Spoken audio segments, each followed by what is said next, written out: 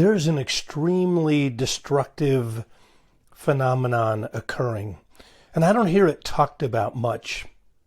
I call it the narcissistic Disneyland Dad. Hello, I'm Dr. David Hawkins, and specialize in narcissistic and emotional abuse. This phenomenon, the narcissistic Disneyland Dad, shouldn't really surprise us, because remember that narcissism is really selfism. It's self-centered. It's born out of extreme insecurity and lack of emotional maturity.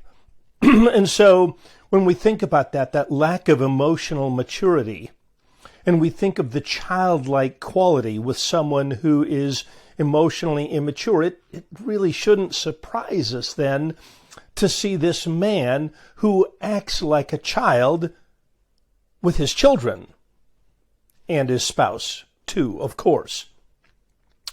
So the narcissistic Disneyland Dad is just that. There are many narcissistic men who are critical, hostile, defensive, and he may be all of that, but he may also be playful and childlike and insensitive to the needs of his mate, that'd be you, insensitive to the needs of his children, really, and he relates in a playful way, in trying to endear his children to him, and he can accomplish this.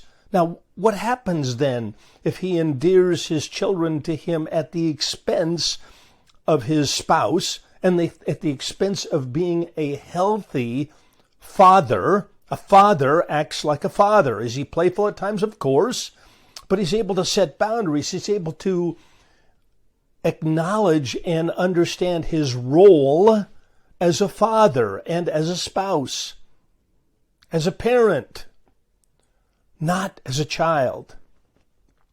And so in this self-centered space, this insecure space, this childlike space, this refusal to grow up space, we see a lot of damage occurring.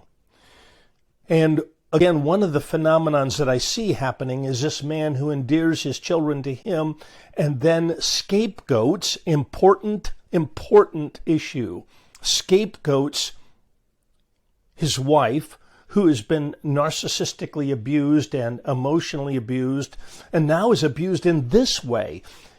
No one's going to see this, but the abused wife, of course, feels it. She feels the alienation.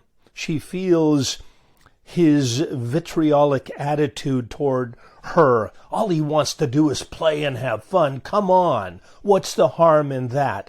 Well, there's great harm, possibly, if she is scapegoated, if her parenting skills and abilities and efforts are undermined, which they often are.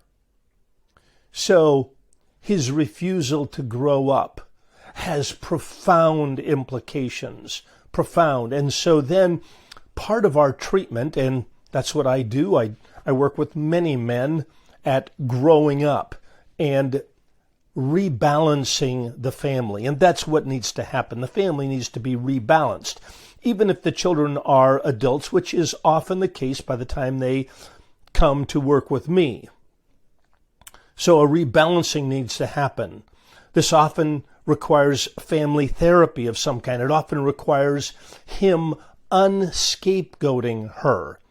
This needs to be done, by the way, with a specialist who knows about what does scapegoating even mean when she is harmed indirectly and covertly. So unscapegoating needs to happen, and the children need to be informed by a therapist, and sometimes they're not even open to being informed because Dad's such a nice guy. Come on, what's the harm that's been done? Great deal of harm has been done. And so these problems need to be brought out onto the surface by a skilled clinician, and a rebalancing of the family, an unscapegoating of her, and him assuming a healthy role as a father, as a grown-up man father who is able to discipline and care for his children, even if they're grown. Maybe that won't be the same, obviously, as if they're young children, but still his role needs to be brought back into a clear focus in a healthy way. All right, rebalancing the family, unscapegoating her to the children, and informed that he has been very harmful. And this unscapegoating process, again, needs to be done under the direction of a skilled clinician who understands narcissism and emotional abuse.